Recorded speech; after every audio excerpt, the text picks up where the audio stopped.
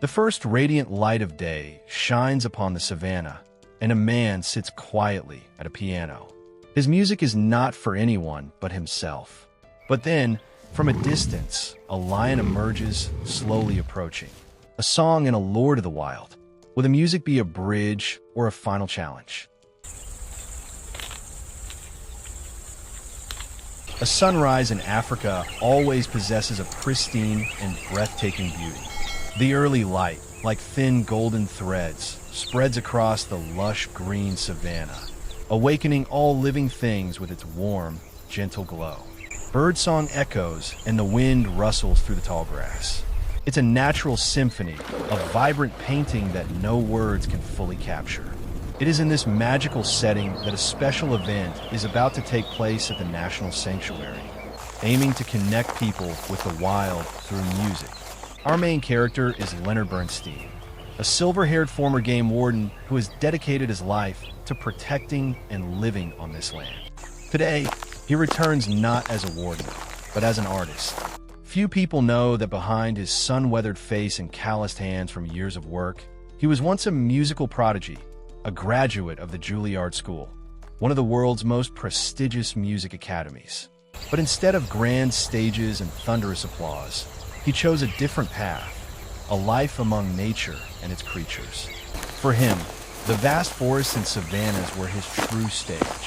Feeling the morning's air so pure and ethereal, a sudden inspiration swells within him. He decides to bring his piano to the middle of the field, where only the sky and the earth bear witness. He sits down and places his hands on the keys. His hands, though trembling with age, hold an unusual determination. He chooses to play a familiar piece from his youth, a melody that no one else knows, a tune tied to a deep memory, a story that belongs only to him and this land. The first notes ring out, clear and pure, like a greeting, a story told to the universe. The melody fills the space. It is not just sound. It is the wind's whisper, the gurgle of the stream, the bird's song. Each note holds an emotion, a story, blending perfectly with the majestic natural landscape. As the music plays, a sudden and powerful presence makes the air feel still. From a distance, a fully grown male lion with a magnificent golden mane appears, walking silently, but with immense power. Its gaze is sharp and cautious, but not hostile. The atmosphere becomes tense, an eerie silence descends. Anyone watching from distance would think Leonard would stop playing and flee, but he doesn't.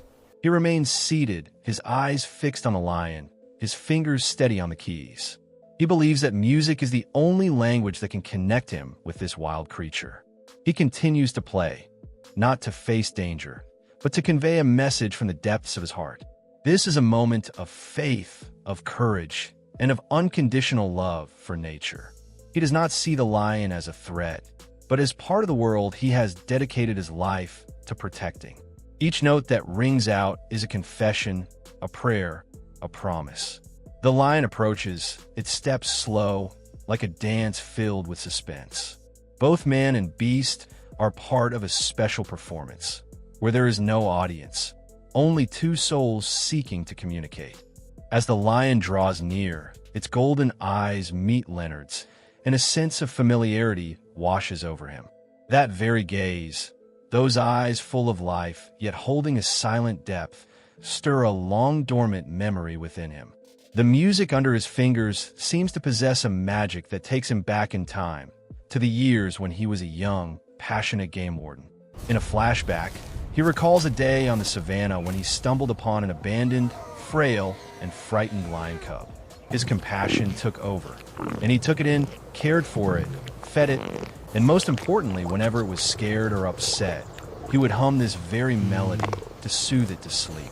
The song became the little cub's lullaby, an invisible thread connecting two very different beings. Day by day, he watched it grow from a helpless cub into a powerful warrior. His affection for it was not just a duty, but the genuine love of a father. But then, one day, the cub was big enough and strong enough to return to its wild world. Leonard knew he had to let it go, to return it to the nature it belonged to. The moment of goodbye, though painful, was what he knew was best for it. It left an unfillable void in his heart, a persistent longing for a special friend he had found and nurtured in his heart. That memory, deep and pure, now rushes back, more vivid than ever, as he sees the reflection of his past in the eyes of the lion before him. The lion draws even closer, no longer showing its initial wariness or aggression.